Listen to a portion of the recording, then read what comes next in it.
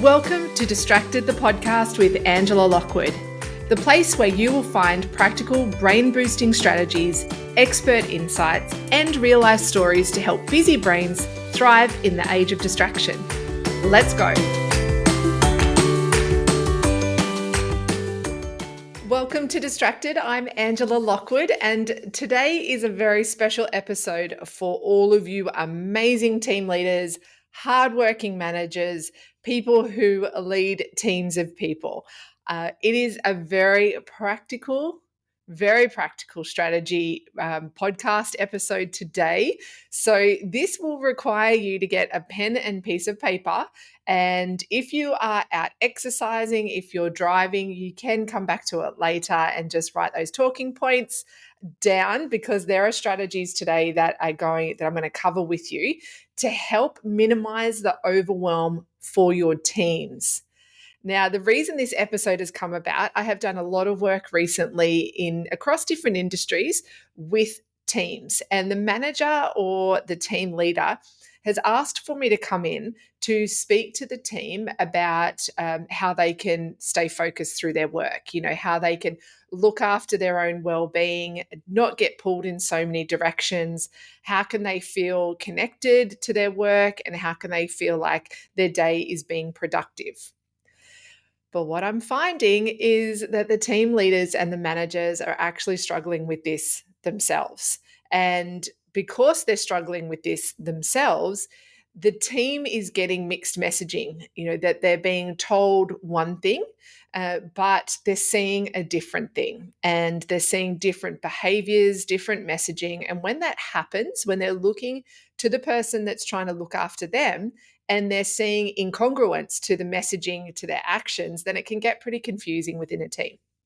So it's not just the teams that I've been working with recently. I have seen this time and time again over many, many years. And since I wrote my second book, Switch Off, it was back in 2017. So I have been delivering workshops even before then. But since that time, I have noticed that the disconnect between the strategies that we're teaching teams of people to what they're seeing in their leaders is very different. So I want to give you some really practical ways that you can implement really tangible activities, tangible, practical ways that you can show your team ways that can help them manage their overwhelm. And they are very, very specific, some of them. Some of them will be, I'll be talking about what Microsoft can do, but there are different platforms that you can use. But what I don't want you to do is feel overwhelmed by having to implement all these things that we're going to be talking about. What I want you to do is feel in control and just choose whatever I'm sort of sharing. Go, hey, that is a really good idea. I'm going to take that one. All right. If you aren't doing any of the things that I'm talking about, then we have probably a little bit bigger issue that you might need to reach out to me to get some direct one-on-one support. But what this is about today is how can we reduce overwhelm for our teams? Okay. And what is happening is so many teams, no matter your industry, are feeling the overwhelm epidemic, that people are really struggling more than ever with things like digital distractions, the sense of decision fatigue. So having so many decisions that they have to make that their brains are literally becoming exhausted, and a lot of competing priorities. And so they have their own set of priorities, but then there's also the workplace priorities, there's systemic priorities. And so all of these things are sort of getting a little bit mixed up, and people are feeling really overwhelmed. And I know that people are so aware of this overwhelm epidemic. The challenge is how do we work within it? Because so much of our energy and our attention and our thought is often about how do we manage all of the external distractions, right? When sometimes what we're doing is we're actually setting ourselves up for failure, and we're creating systems and processes. We're using so many different apps. We're trying to manage our time and managing our distractions so much that it's taking our focus away from the things that we really need to be doing. So there are some things we're going to talk about today that is very much around how can you set up the environment or the systems around your work habits so that the distractions are minimized just naturally. Okay, that people are really clear around what's expected of them. There's no second guessing, or there's really clear outcomes and tangible things that people can take from meetings or from their day. So I don't want to talk too much around all the reasons why we're feeling so overwhelmed and so, frantic or even stuck. Why? I don't want to go into why, because I reckon we all know that, right?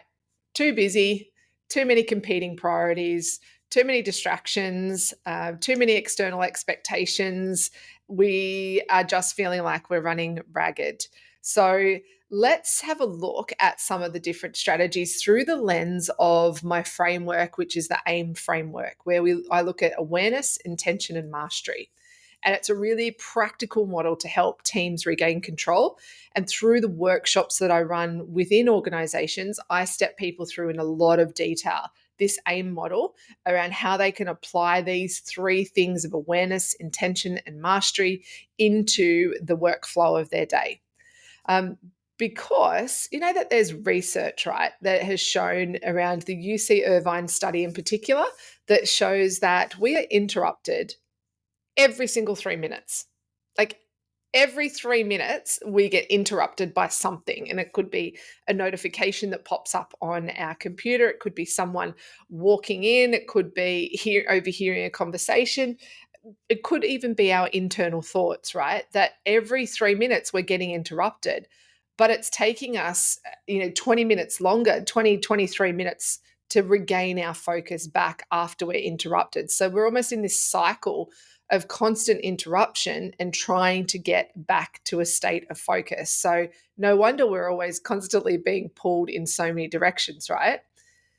But through my workshops, what I hear time and time again is people go, "It's just not me. I just find it hard to focus. It's just not my personality. Like I'm somebody who gets distracted easy."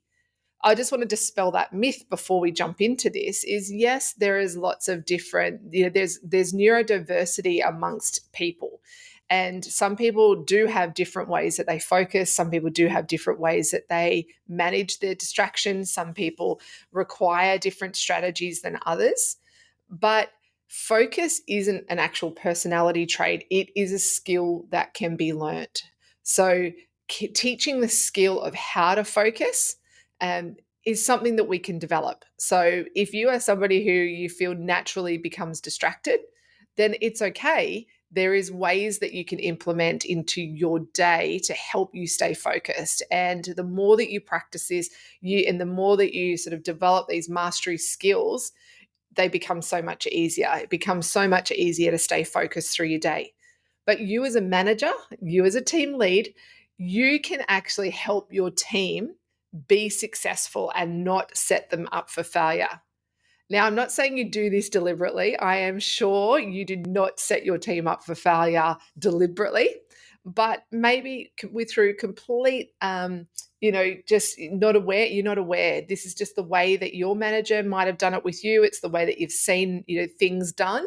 So therefore, your management style is because of the influences you've had.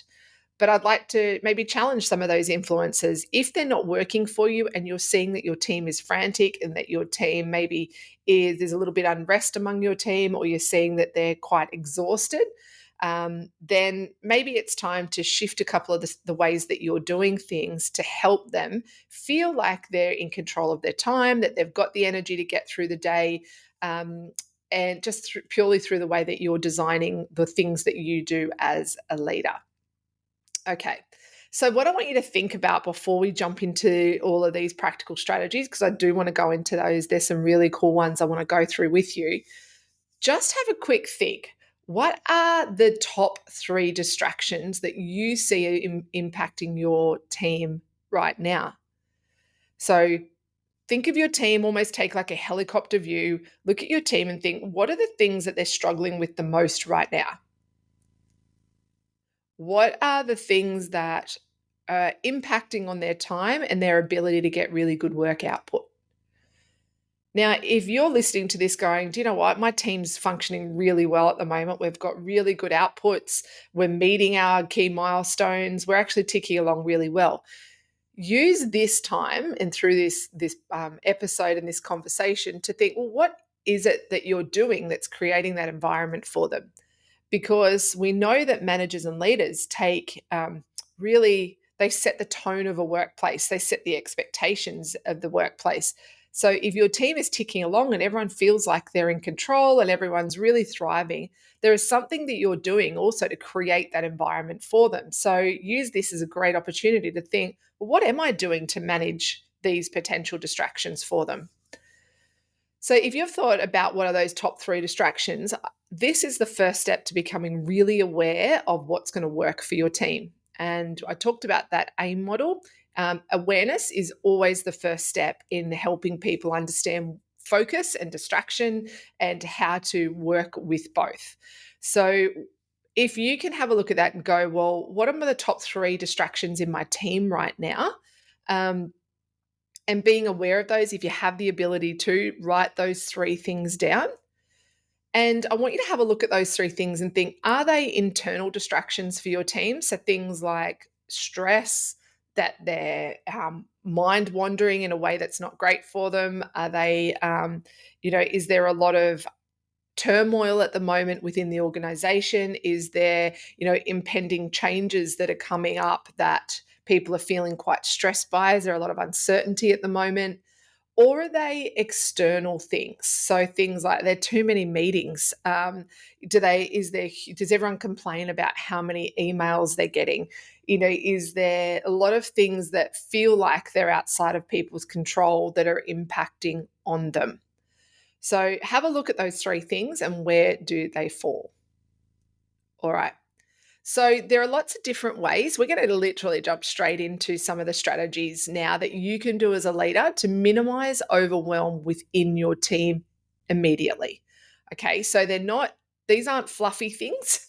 It's not like we know all those team building things that you've been to, which some have probably been great with really good strategies, but other things that might just be, really high level strategies that don't really translate into your workplace. I want these to be things that you can immediately action within your team if they resonate with you and how your team functions. Okay, so let's jump straight into it. First thing is meetings. We're going to talk about that now, is have a really clear agenda and purpose for every meeting.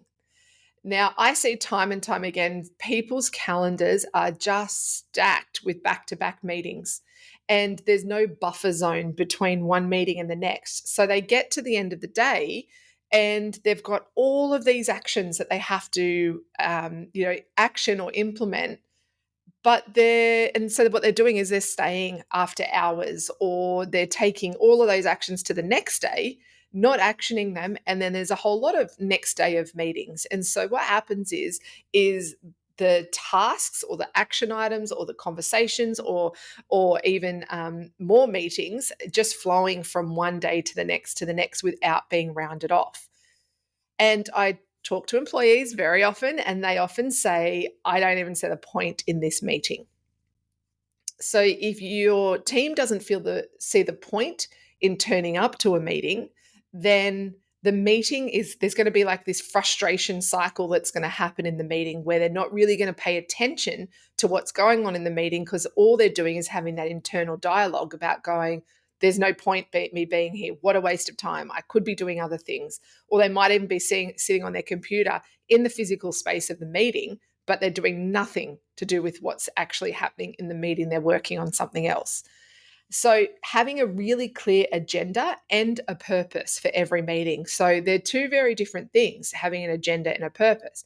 A purpose is like, what's the point of this? So what is the point of this meeting? And maybe having three really key outcomes in the calendar invite that you send out. So that way what happens is your team can look at that meeting and go, I've got it. I can see why we need to be there. And now I know what I'm going to walk away with at the end of it. what we often do is we have an agenda with 15, 20 items that need to be addressed, and people are feeling stressed the minute that they walk in, because they're like, gosh, we're going to have so many things to do after this meeting that I haven't even actioned from the last one. And how many times in meetings, and I know I've been this when I've worked with teams myself, um, how many meeting agenda items are ongoing that just go from one meeting because no one's had time to action them. They're too complicated to have it as one project. They should actually be, reduced down into smaller chunks.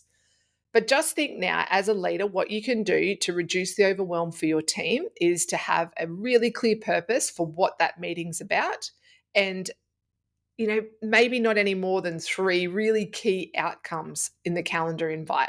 So that way people in advance can go, got it, know what the point of it is, and now I know the 3 things that we're going to cover. Now, it doesn't mean you won't be able to cover more things in it, but if there's 3 key outcomes in that meeting, then people know that it's not going to be 20 key outcomes, and then they're going to feel stressed and overwhelmed. So you can do things like, if you're using a Microsoft Teams platform, you can use like meeting notes tab, and you can capture and share agendas ahead of time. It might also be, I would say to people, make sure that you're sending an agenda out either the morning of the meeting, the day prior to the meeting. But if there's a lot of things that people need to action, you might need, in the action item of the agenda, is tagging them. And so what they're doing is they're getting a direct email. So you can do like at Angela Lockwood. And what Microsoft does and the Outlook platforms do is they automatically send me an email to say, hey, item's been assigned to you. You need to action that. So that's a really good way of helping people not feel overwhelmed, not see that the meetings are a waste of time. And if you can't, as a manager, come up with a purpose of the meeting and 3 really key outcomes, then maybe the meeting isn't purposeful. Maybe there's no point to it, and it could just be an email. And that'll save everyone time. It'll give people the gift of time and the gift of focus, because then they can do those bigger projects that maybe are more important. So if you can't come up with a purpose and can't come up with 3 key outcomes, maybe the meeting is not purposeful. All right, that's number 1. Set a really clear agenda and purpose for every single meeting. Another strategy to help reduce overwhelm for your team is having a no meeting focus block each week. All right, so what this is you block out at least one morning or an afternoon. It's very clear expectations on everybody that no meetings are allowed to be scheduled during that time. Now, for some of you who are listening to this, meetings may not be a problem for you in your workplace. It's just that getting in, doing the work, that's the problem. You've got so many customers that are coming through the door, which is an amazing problem to have. But maybe meetings aren't your thing. But this might be, it may not be a no meeting focus block. It just might be a no customer focus block. It might be a no email focus block. So whatever the thing is that is stopping you or preventing you from getting your sort of bigger, important projects done, set that time aside in your calendar as a no meeting, no distraction focus block. And it might be all right, I'm going to say it. Don't do it on a Friday afternoon. What I see time and time again is workplaces, they do this no meeting time on a Friday afternoon. Now, I understand that, but what happens is people are exhausted, just so tired by the end of the week on a Friday afternoon that they're not going to do deep work on a Friday afternoon if they've been working Monday till Friday every day. So have that no meeting focus block in the mornings are a really great time, because that's when people can do their best deep focused work.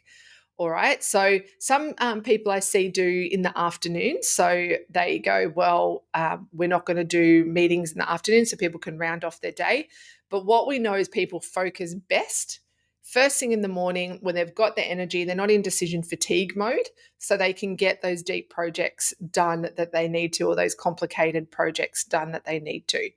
So that's your expectation that you set. We have no meetings during this time and no one is allowed to touch that time. that is your time to do what you need. Okay, so there are things like focus time in Teams if you use that, and it just is a way of protecting deep work time automatically. Okay, so no one can do that. All right, so no meeting focus blocks, no customer whatever it is, try to have it in the morning where your attention is at its best. Okay, the next one is a really great, I think, awareness. What often happens when we come into, again, this is a meetings one because it seems to dominate. It could also just be a conversation, but what we do is we ask for status updates that become a long drawn out conversation that take up 45 minutes out of an hour of a meeting. That it might be good if that is a great way that where everyone's problem solving and giving feedback, but what we need to be aware of time usage. So again, this comes back to the purpose of a meeting. Is the purpose of the meeting to have everybody share and to feel heard? Then maybe the status updates and things like that are allowed to have a little bit longer. But always reserve time for the action items. Always reserve time for the rounding off. I really like when meetings, if they're blocked, let's just say for an hour, that the meeting actually finishes at 45 minutes and it allows people 15 minutes extra to action the item straight away. And what that does is it means that people aren't sort of rolling over actions and the actions aren't building up over the course of the day, becoming a stress for people. So giving that sort of time buffer for people at the end of the meeting to actually do some of those quick wins and quick actions really allows people to be able to have a bit of breathing space. All right. So just be aware of how you use your time in a meeting, really, is the summary of that, is not allowing people just to talk. If you've got an agenda and there's a purpose to it, then that's the priority. But if your purpose is around allowing people to be heard and seen and have conversations, then of course that's different. But think about, have you allowed that buffer time for people so they're not just, right, everyone, great, thank you, pack up, go, and then they have to go back to their desk or back to their workspace and go, oh God, now I've got to have to action all of that. All right. So that's another really tangible way that you can reduce overwhelm for your team. Now, here's some a little bit of controversy here. Make it okay for people to say no and decline things. Now, this could be in relation to meetings. It could be in relation to a project. It could be in relation to sort of anything that suits your workplace where people can opt in or out. So it might be things like, just if we use the meeting as a context, is my presence actually adding value to this meeting? And it's a good question that you should encourage your employees to ask, because if there is a clear purpose and a clear agenda for it, but they're not really going to add any value to it, or even the actions don't relate to them, then allowing them to go, I don't actually need to be there. I don't need to be included in this.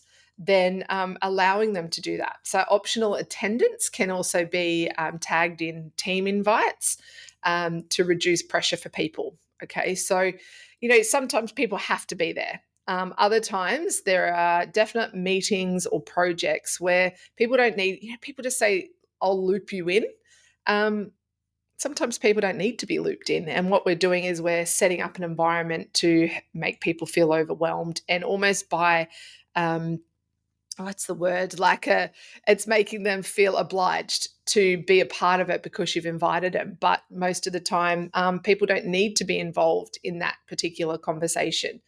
And again, can you feel as a manager and a leader that you are creating an environment where you're saying to people, I understand that your time is important.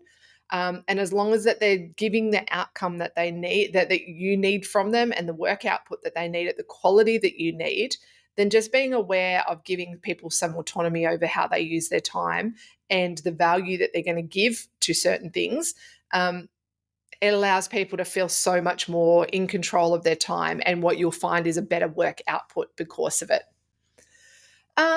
What's another one that I can share with you? Really looking at allowing people quiet time. So quiet hours. We do this so much with kids. I work a lot in the space of sort of childcare and education.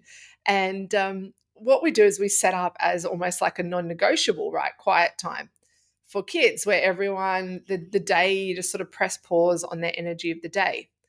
What I see in workplaces too often is the culture of go, go, go. Like everything is always on the go and moving, and people have to be going from that one to that one to that meeting and that conversation and that there. And you can feel it, right? It's just so chaotic. Having the expectation that quiet time is okay. And this almost comes back to a little bit of the deep work, but sometimes it's also really appreciating that some people's brains can't be go, go, go the whole workday. Sometimes people do need to press pause on the noise. Sometimes people do need to create a little bit of space in their day to allow them to breathe, literally allow them to breathe, but also allow their brain to recalibrate. I know often what I do is sometimes I hit what I call my point of no return. I know I'm not being very productive, and I know that I'm just shifting paper.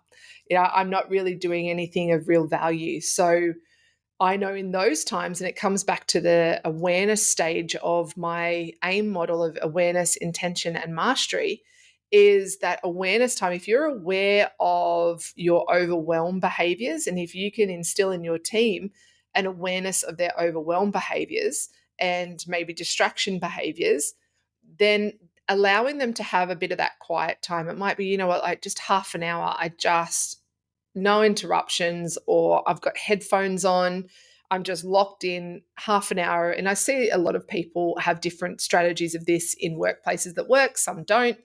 But having that quiet time feature even on their computer where they get no notifications, it might be an hour, it might be a half an hour. As long as they're not sitting there scrolling on Google or looking at social media, that's not quiet time. Quiet time is just space to be able to focus on what they need to focus on and just to dampen the noise of the day. And what you find really quickly is the more that people do this throughout their day, the less time that they actually need. And it usually compounds. There might be some days that are particularly stressful for people, and having that quiet time is their saving grace. Having the ability just to lock down notifications, no emails coming through, headphones on, they might be playing music, really allows their brain to be able to recalibrate and refocus so that they have the energy to sustain them for the rest of the day. I could do in fact, I will do a podcast episode just on that, because that quiet time and pressing pause throughout the day is often a saving grace for so many people. And we know that people become more productive as a result of these pressing pause moments. All right. I just want to finish off with one more.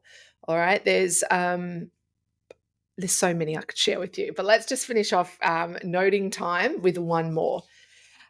Batching communications is a strategy I use myself, and I really recommend this for you. So this is for you to your team. What we often do is I see people having brain farts in their emails. So what I mean by having brain farts in their emails is it's like they get an idea and they quickly shoot off an email without really thinking about, do I need to send it? Is there a point to this? Or should I just give it a little bit of breathing space and leave it for the next meeting? One of the things that I do with this, because I'm really mindful of overwhelming people through email, is I will leave a little running tally. If I've got a weekly meeting with them, I leave literally a meeting notes next to my calendar invite of things that I want to talk to them about. So these are obviously things that can wait. But if you're having regular meetings with your team, sometimes they're weekly, it might be monthly. But if things aren't of high importance, then leave it for when you can batch the time together, or you can put it all in one email.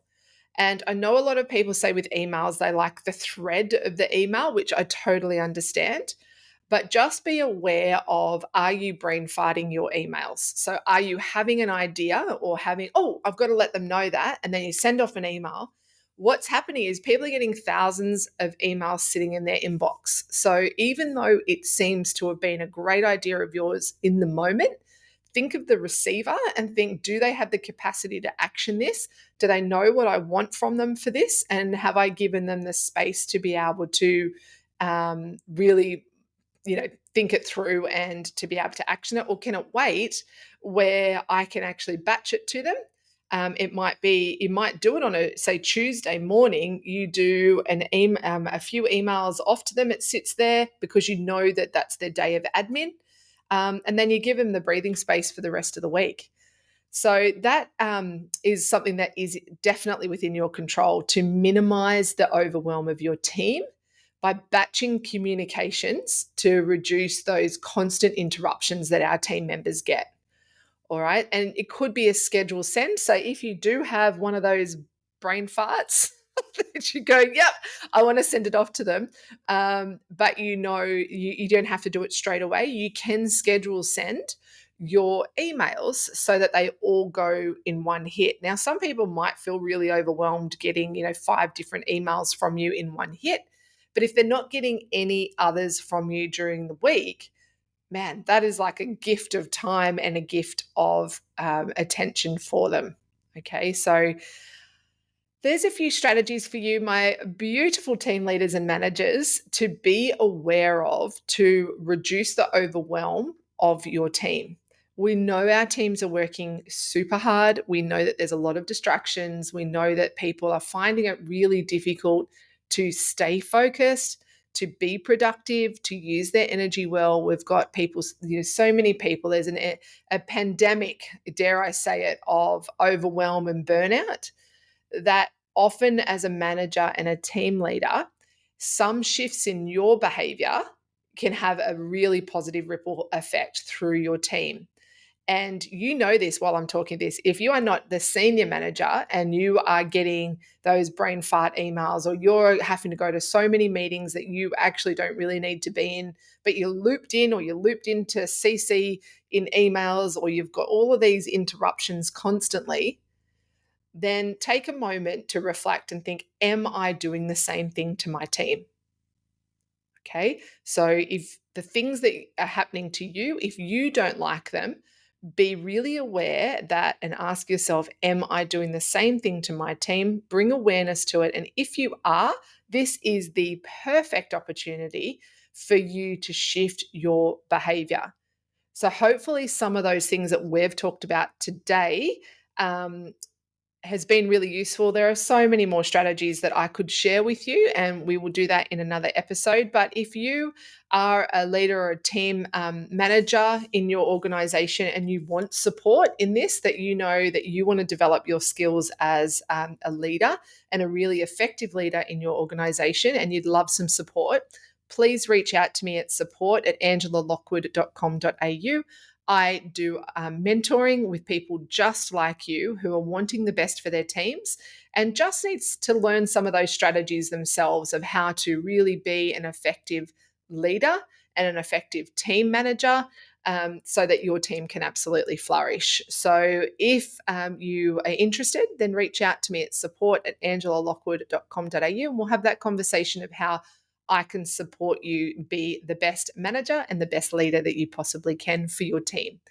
And I love that you have got to this part of the episode, because it means that you are really invested in being that person that makes work and life a lot easier for your team. So it means that you are in exactly the right place that you need to be. But you don't have to do it alone. So reach out if you need some support. I am here for you. So hopefully that episode today really helped you in understanding how you can reduce overwhelm for your team. And please share this with anyone else that you know might be in your team that is managing a group of people, and you know that they would find a lot of benefit from this episode. Please share it with them. And don't forget to review and like or subscribe this episode on whatever platform you're listening to, because it just shows people that they too can get a lot of value out of listening to Distracted. But until next time, make sure you look after yourself. And also just thanks so much for turning up here on this episode and wanting to give the best to your team. All right, everyone, take care. I'm Angela Lockwood. Thanks so much for joining me here on Distracted.